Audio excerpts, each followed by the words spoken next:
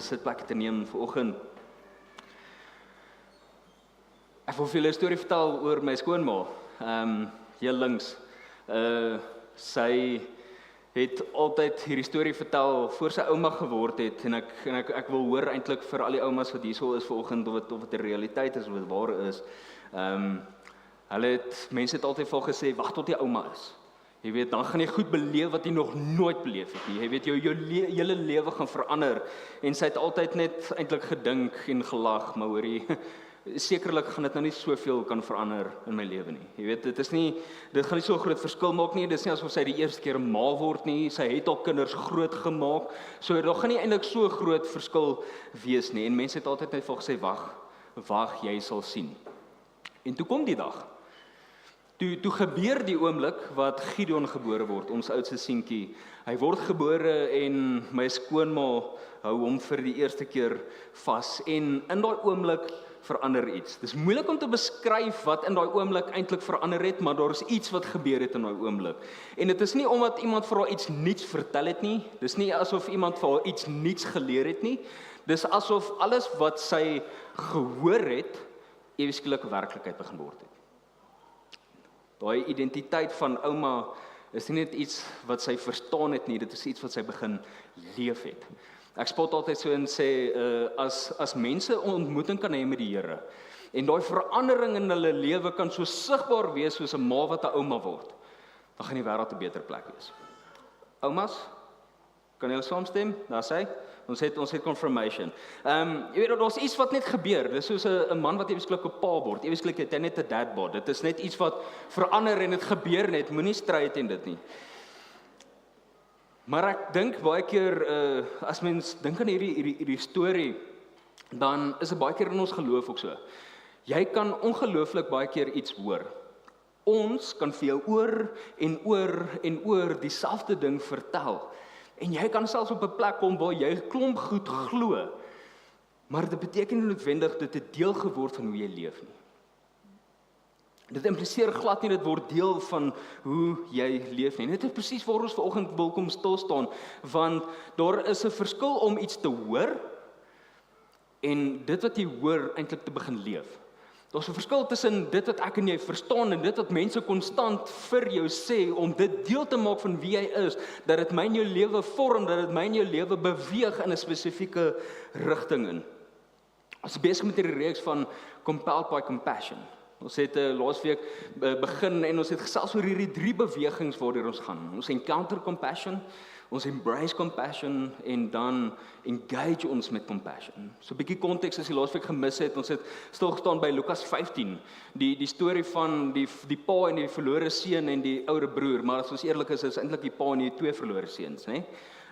Dit is eintlik nogal 'n realistiese prentjie, maar dis hierdie fokus wat ons baie keer sit op die 2 seuns, want ons identifiseer met hulle, maar ons mis totaal en al die pa. Lukas 15 gaan nie eintlik oor die seuns, dit gaan oor die pa. Dit gaan oor 'n oomblik waar die oudste seun en die verlore seun hierdie encounter het met die pa, en die vraag is eintlik maar wat verander? Watter transformasie, wat 'n beweging gebeur eintlik in hulle lewens? Want hier is die ding, ons kan iets encounter, ons kan iets, ontmoet en ons kan iets beleef, maar wat gebeur na dit? Daar's 'n beweging wat moet gebeur, daar's 'n transformasie wat moet gebeur in ons lewens. En die Bybel beskryf hierdie beweging eintlik so mooi. 2 Korintiërs 1 vers 3 tot 4. God die Vader van die Here Jesus Christus word geprys. Hy is die Vader van barmhartigheid en die God wat in elke opsig bemoedig. So net om jou te kan inlei, soos die konsep van compassion word vasgevang in hierdie barmhartigheid en in hierdie bemoediging. So hy sê hoorie, maar hy is die bron, hy is die Vader van compassion, hy is die Vader en die bron van barmhartigheid en bemoediging. Dan gaan verder en sê, in al ons swaar kry, in ons tye van nood, en tye wat vir ons verskriklik moeilik is, bemoedig hy ons. So wanneer jy in tye moeilikheid beleef en swaar kry en moeilike omstandighede is, dan is daar compassion, daar's bemoediging en daar's barmhartigheid wat die Vader wys teenoor ons. Maar dit gaan verder, dit sê, hy doen dit sodat ons ook in staat sal wees om mense in al hulle swaar kry En dit is nie mense wat langs jou sit nie, ja, hulle ook, maar mense daar buite en mense wat hulle self in moeilike omstandighede en swaar omstandighede bevind, om hulle by te staan met dieselfde bemoediging, met dieselfde barmhartigheid, met dieselfde compassion, waarmee God ons versterk het. Ek wil pause vir 'n oomblik en sê, hoorie, maar as jy 'n spasie kort waar jy bemoediging, honger is vir bemoediging, honger is vir hierdie barmhartigheid community, dit is 'n great spasie om te kan wees. Maar daar's hierdie vloei wat ek nie moet besef. Een, weet, God is die Vader van compassion. Hy is die bron van barmhartigheid, die bron van bemoediging, en hy ontmoet my en jou met compassion in ons moeilike omstandighede. Maar, en sodat, daar's hierdie verwagting wat op my en jou is, dat ek en jy hierdie selfde barmhartigheid, hierdie bemoediging, hierdie compassion kan vat na ander mense toe. En dit is wat die Bybel noem compassion. Dit is nie net hierdie gevoel nie, dit is nie simpatie nie, dit is nie noodwendig jammer kry nie, dit is God se hart wat beweeg na mense toe. Dit is wat besig om te sê, wanneer ek en jy in moeilike omstandighede gaan, dan beweeg God se hart na ons toe, en wanneer ander mense deur moeilike omstandighede gaan, dan beleef ons compassion, ons is veronderstel om compassion te beleef, en God se hart beweeg deur ons na ander mense toe. Maar Jesus wil ons baie keer vassteek. Ons encounter baie keer iets, en dan wil ons onmiddellik gaan na engage toe. Of ons encounter iets, en ons embrace nie noodwendig eintlik wanneer ons lewens aangaan nie. Maar daar's 'n oomblik tussenin. Daar's hierdie inkeer oomblik, hierdie oomblik wat nodig is vir my en vir jou om te kan pause, en dis in hierdie oomblik waar ek en jy moet stil staan en besluit wat gaan volgende. Daar's hierdie oomblik wat jy nie net 'n ma is nie, jy's 'n ouma. Dis hierdie oomblik waar jy nie net 'n man is nie, jy word 'n pa. Daar's hierdie oomblik wat jy besef het, daar's hierdie encounter met God, en jy moet besluit, gee ek oor? Gee ek op vir dit wat ek geken het in my hele lewe, en ek sê ja vir die Vader, of gaan ek terug? Daar's hierdie oomblik wat jy die besluit moet maak, wat jy sê, hoorie, maar is jy net 'n sondaar gered uit genade uit, of is jy die geregtigheid van God, want jy is 'n kind van die Vader, en jy is so geliefd? Daar's hierdie oomblik van transformasie, hierdie oomblik waar 'n besluit gemaak moet word. Wat doen ek volgende? Ons is baie keer wat ons hierdie ontmoeting beleef, en ons wil net gaan. Ons wil net reageer, ons wil net go. Great. Maar dit is in hierdie ontmoeting, in hierdie oomblik, waar daar gehoorsaamheid van my en jou vra. Nie net wat ek en jy wil doen, nie hoe ek en jy moet respond nie, maar om gehoorsaam te wees, wat is dit wat die Vader wil kom doen in hierdie spesifieke spasie? Kom ek vertel dit so. Lukas 15, die pa met die 2 seuns. Dit is vir ons baie maklik om ons self te identifiseer in een van die seuns. Want dan hoef ons nie op die pa te fokus nie. Want as ons op die seun fokus, op een van die seuns fokus, dan op een of ander manier justify ons wie ons is op hulle. Maar die ding is, sodra hulle encounter het met die pa, dan gebeur daar transformasie. Ek en jy is maklik om ons fokus te sit op die 2 seuns, want as ek en jy eweslik op die pa moet fokus, en hy omhels ons soos wat hy die jongste seun gedoen het, dan is daar besluit wat ek nie moet maak. Gaan ons aan soos ons aangegaan het, of is daar transformasie? Is daar iets volgende? Is daar 'n beweging na wie ons is en wie die Vader is vir ons? As ons praat oor die 3 fases van encounter, embrace en engage. En ons het laasweek stil staan by encounter, as ons vanoggend gesels oor embrace. Embrace beteken dit wat jy encounter, om toe te laat dat dit jou sal vorm. Om toe te laat dat my en jou lewe beweeg in dit wat ons encounter het. Om toe te laat dit wat jou ontmoeting met die Vader, om toe te laat dat wie hy is, jou lewe begin verander, om meer en meer soos hy te kan wees. Om nie net te sê, God is lief vir my, maar om te leef met die waarheid dat God lief is vir jou. Nie om net te sê, God is good all the time, and all the time God is good, dis baie waar, maar nie net om dit te kan sê, maar om eintlik om te kan weet, en vanuit daai waarheid te kan sê, maar hierdie vorm my, om meer en meer soos hy te kan lyk.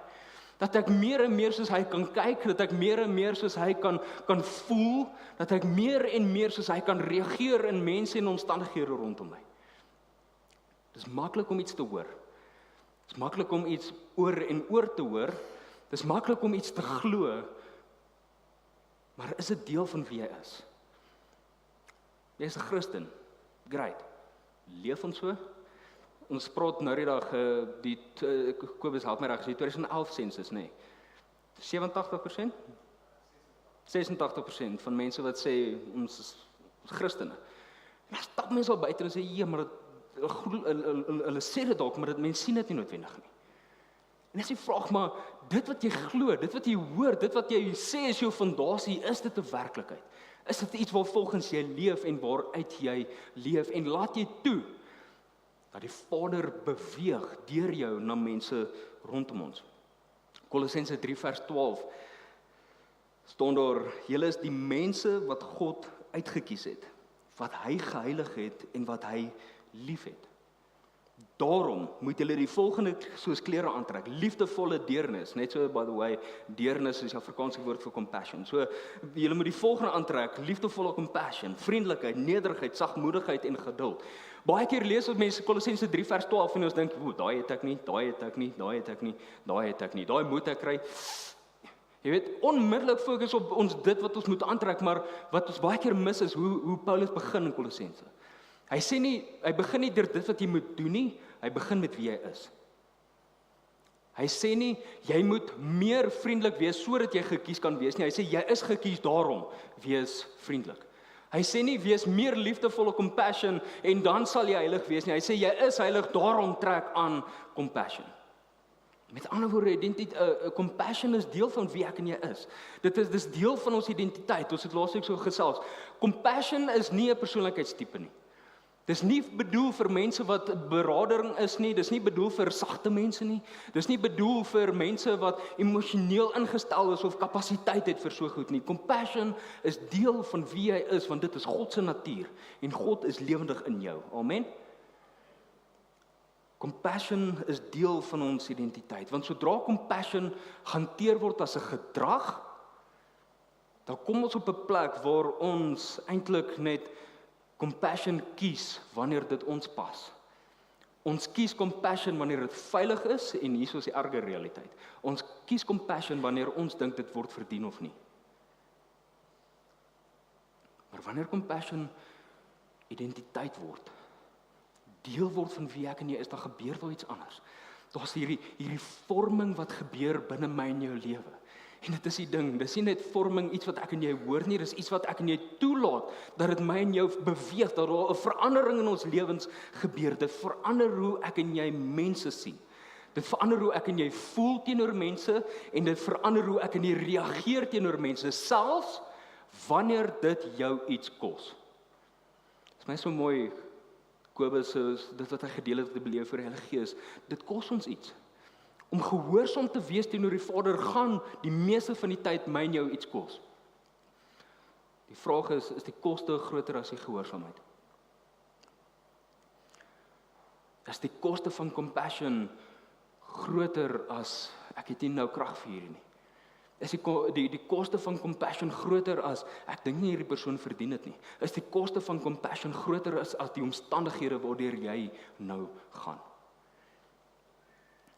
Maar die vraag is, as compassion deel is van my en jou, as dit deel is van ons identiteit, veronderstel is om deel te wees van ons identiteit, hoekom voel ons baie keer dit is so afwesig? Die realiteit is, ons het op 'n plek gekom waar ons compassion begin hanteer het, asof hierdie aan en af knoppie is, né? Ons sit dit aan wanneer ons voel, yes, ek gee om oor hierdie persoon, ek sal compassion gee vir hierdie persoon. Sit die compassion knoppie aan wanneer ons voel, yes, jy weet, omstandighede is goed. Wanneer omstandighede moeilik raak, knoppie af. Wanneer ek nie hierdie persoon like nie, knoppie vinnig af. Maar hier is die ding, compassion is deel van die identiteit. Daar's nie iets in ons identiteit wat ons aan en af kan sit nie. Ons kan nie identiteit aan en af sit nie, maar hier is wat ons begin leer doen het. Ons het begin leer as mense om die volume van compassion laer en laer en laer te draai. Dit is nie weg nie, dit is baie sag. Ons is nie meer bewus van dit nie. Ons hoor dit nie meer nie. Ons sien nie meer daai spasies van dit nie. En hier is die ding, ons sit die volume van compassion laag wanneer ons moeg is.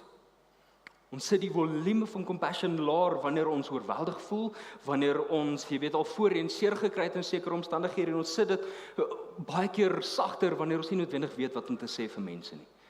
En in ons wêreld het ons op 'n plek gekom waar ons sê dit is wysheid.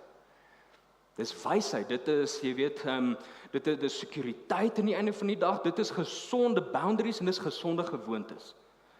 Maar die realiteit is, compassion wat so volume laag gedraai het, is eintlik net selfbeskerming.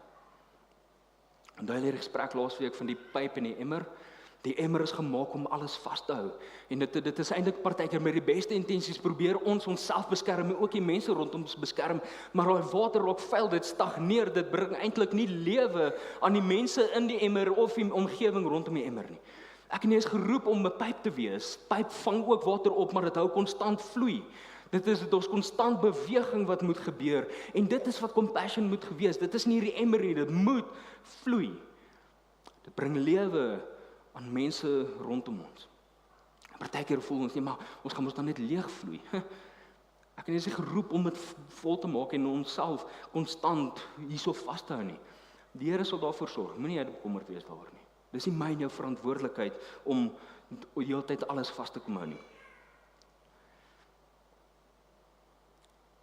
Soms kies ons nie om veel te sien nie, want dit vra iets van ons. Soms kies ons nie om veel te voel nie, want dit raak ongemaklik. Soms kies ons om nie te reageer nie, want dit ontwrig ander mense en dit ontwrig ook ons. Ons is baie gemaklik met status quo. Ons is baie gemaklik in ons gemaksone. Maar sodra ons praat van compassion en dit wat die Vader wil kom doen in ons en deur ons, dan vra dit beweging. Dit vra dat ek en jy moet vloei na ander mense toe. Ek en jy kan nie net op 'n plek kom waar ons net gemaklik is in ons gemaksone nie.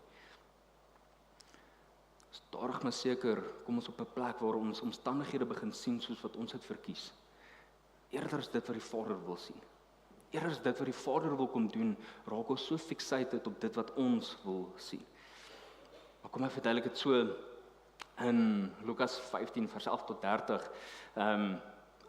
Al drie karakters, die pa, die jongste seun en die oudste seun, al drie sien presies dieselfde situasie. Al drie het verskillende vlakke van compassion en al drie se volume is drasties anders. So as ons kyk na die jongste seun.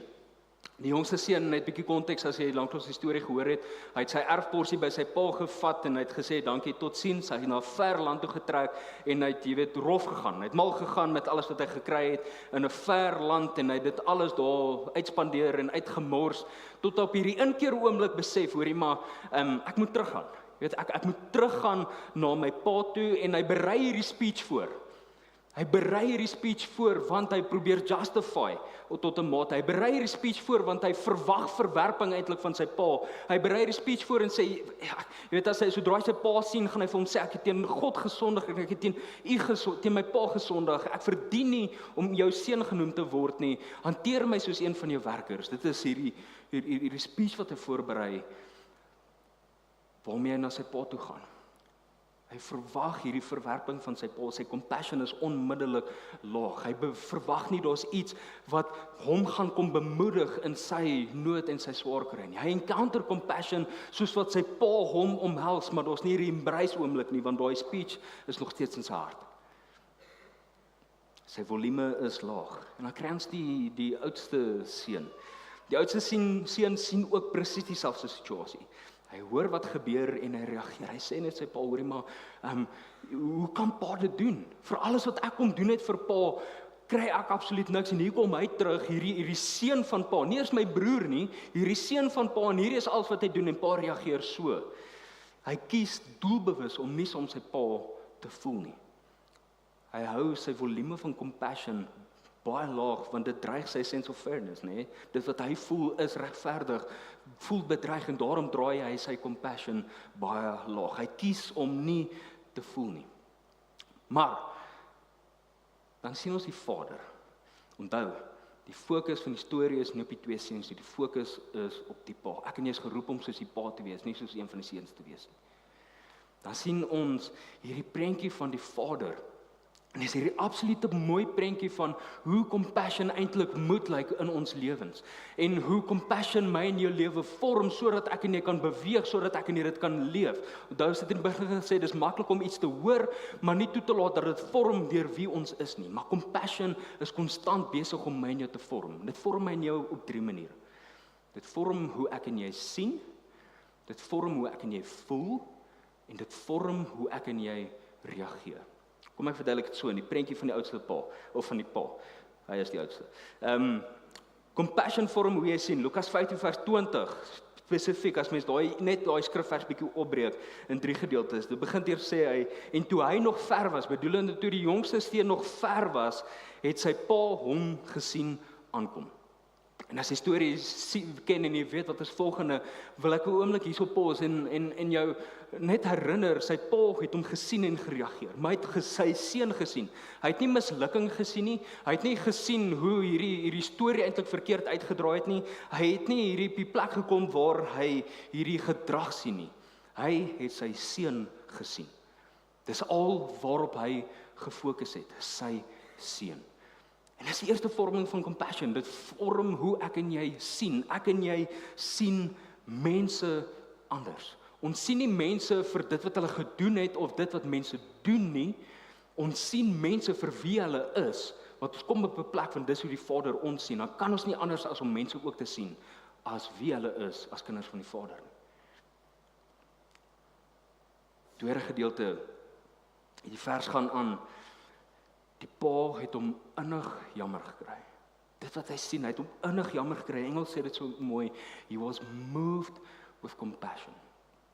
Daar's 'n Griekse woord wat gebruik word om die pa te beskryf in hierdie spesifieke oomblik. Daai Griekse woord is plagnitsomai. Dis plagnitsomai. Dis eintlik so 'n verskriklike woord om te probeer uit te spreek, maar dit is so mooi woord want dit beskryf hierdie innerlike beweging in wie jy is. Dit is nie simpatie nie, dit is nie jammer kry nie, dis hierdie innerlike beweging van ek sien iets en daar's hierdie innerlike beweging en ek kan nie anders as om te wil reageer op grond van dit wat ek sien nie.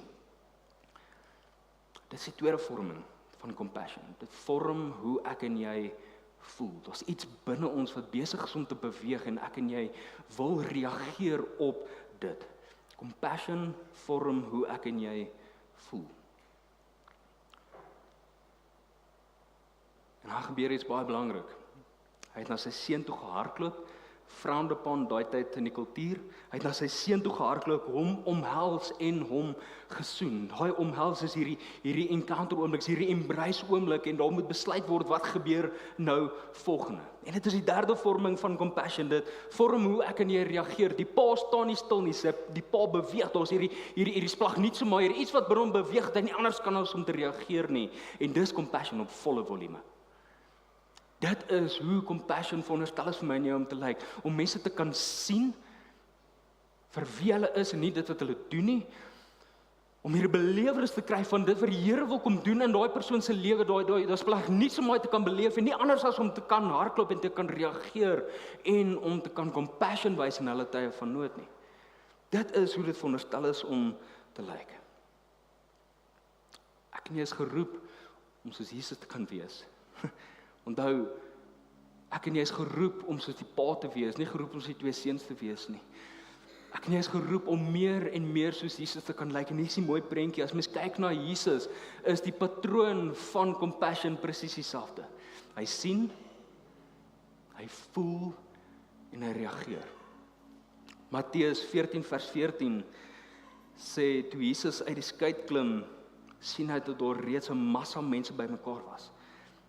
Hy het 'n diepe deernis vir hulle gevoel. He was deeply moved with compassion. En hulle siekes gesond gemaak. Hy sien 'n massa groep mense. Hy voel, hulle het hulle innig jammer gekry. Hy het deeply moved with compassion en het gereageer. Hy het hulle siekes gesond gemaak. Maar hier is wat ek wil hê jy moet op fokus volg. En dis die deel wat my so getref het met die voorbereiding en ons sê altyd, ons kan net tot so ver gaan. Hier wil ons na die Heilige Gees vertrou om baie verder te gaan as wat ons kan gaan. Jy moet die konteks verstaan van Matteus 14:14. Kom ek verduidelik dit so. As mens kyk na Matteus 14, so hoofstuk, so opskrif. Die dood van die Johannes die Doper. En as jy nie weet nie, Johannes die Doper was Jesus se neef. Dit is die konteks wat belangrik is. So vanaf vers 10, Matteus 14 vers 10, staan daar, hy het iemand gestuur, dit is nou die koning in daai tyd, het iemand gestuur om Johannes die Doper in die tronk te laat onthoof. Hy het sy kop in 'n skottel ingebring en aan die meisie gegee, wat dit na haar ma toe gevat het. Sy disippels, Jesus se disippels, het sy liggaam kom haal en begrawe, en hulle het dit vir Jesus gaan vertel. Sy neef, imagine oor hierdie van jou neef. Vers 13, toe Jesus dit hoor, het hy met 'n skei van daar af weggegaan, na 'n stil plek om alleen te wees. Die mense het hiervan gehoor, en hom van die dorpe af te voet gevolg. Nou kom ons by vers 14. Toe hy die skei het klim, het hy die groot menigte mense daar gesien. Hy het hulle innig jammer gekry. En die siekes onder hulle gesond gemaak. Dis drasties. Hoeveel keer kom ons op 'n plek waar ons so selfsugtig is met ons omstandighede as dit kom by compassion? Ons compassion is so situational, waar Jesus eintlik net konstant gehoorsaam is, dit wat die Vader wil kom doen en te reageer rondom dit. Maak nie saak van sy omstandighede waar hy gegaan het, vir 'n oomblik waar hy net alleen wil wees, maar tog het hy nog steeds spasies gesien, mense gesien, en hierdie compassion beleef en gereageer.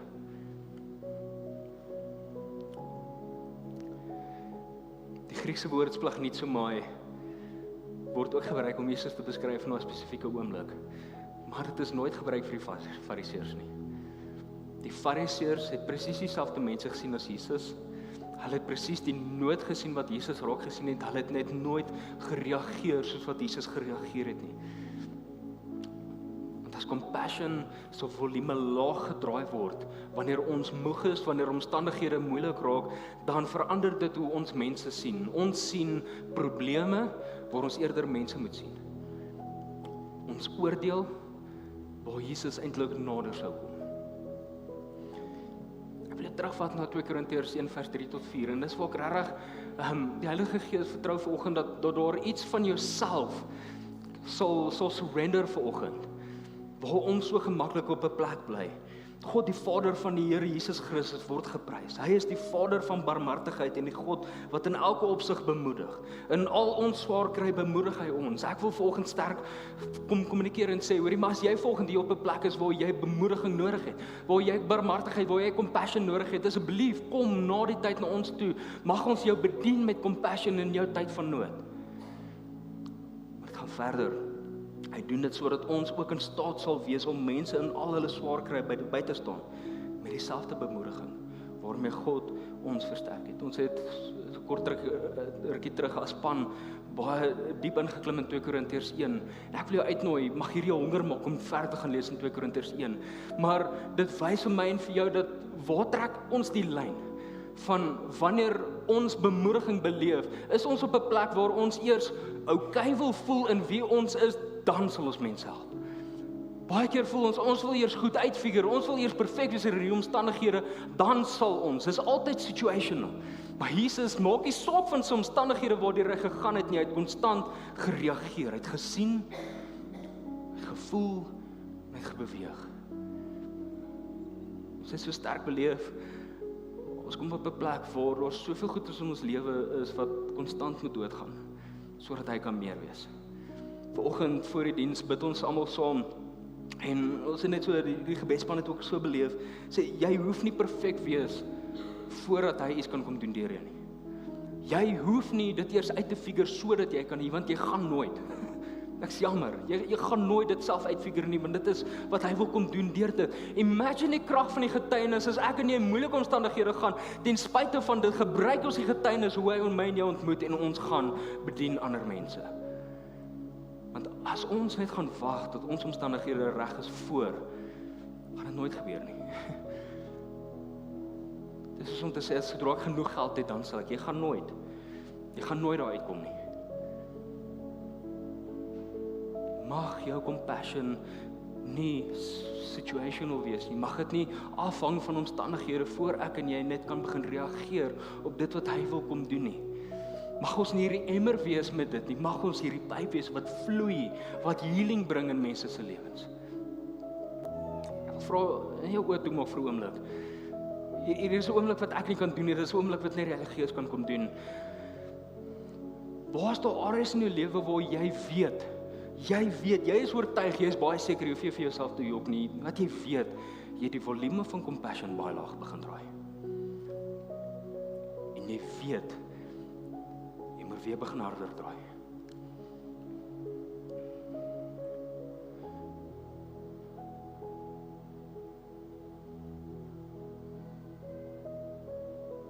Waar is daar 'n area in jou lewe waar jy compassion nodig het? Waar jy hierdie bemoediging, waar jy hierdie barmhartigheid moet beleef?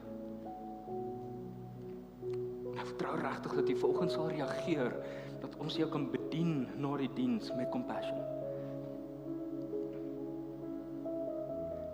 En laastens, lyk jy met hierdie eerlike gesprek jy met jouself en met die Heilige Gees. Watter area van self moet surrender word?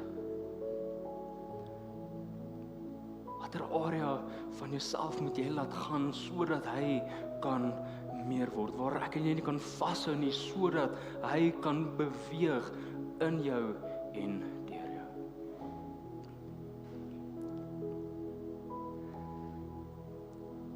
Mag ons soos Jesus wees.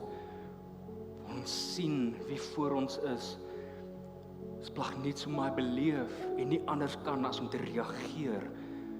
Want dit is wat die Vader se wil is vir ons. Maak nie saak in watter omstandighede ons is nie. Mag ons volume van compassion altyd hoog wees. Here, kom bid vir hierdie oomblik, Here. Waar ons dalk net hierdie gesprekke kan begin losmaak van wie U is en Here, waartoe U wil gaan in ons en deur ons, Here. Ek bid, Here, waar ons so maklik vasgevang word in gesonde gewoontes wat ons dink gesond is, Here, in patrone in die lewe en in gemaksones, Here, waar ons voel, Here, maar ek kan bietjie hierso, ek kan bietjie hierso, ek kan bietjie daarso, Here. Mag hierdie 'n oomblik wees waar ons besef, Here, U werk nie net in ons en beweeg nie net in ons wanneer ons okay is nie, Here. U is konstant besig in ons en deur ons, Here. Mag dit so hard wees in ons lewens, mag dit so sigbaar wees in ons lewens van wie U is en waarmee U besig is, dat ons nie anders kan as om net gehoorsaam te wees nie. Waar U ons omhels in hierdie oomblik en dat ons kan toelaat dat hierdie deel vorm van wie ons is, Here.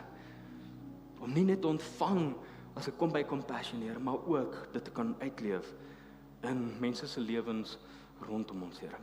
Ek bid mag dit so wees in U naam. Amen. Amen. Ek wil jy uitnooi deur te begin. Ons het starting point hier buite direk na die diens. Enigiets dit wat Kobus gesê het oor die verhoudingskursus wat vanaand afskop. Astrid se video oor die vroue Bybelstudie wat op pad is, asseblief kom gesels met ons by starting point. En dan gebed. As jy vanoggend bemoediging nodig het, as jy bediening nodig het, mag jy asseblief na die diens vorentoe kom. Ons het 'n span wat jou graag wil bedien met dit. En dan het ons ook lekker koffie en kos al buite, lekker community hou en ook bloed skenk. Asseblief, doen jou deel daar, gaan skenk bloed en help iemand. Geseënde Sondag verder. Sien julle en totsiens. There is no shadow that has ever overcome your light, and there is no rival that could ever stand against your might. You've always been with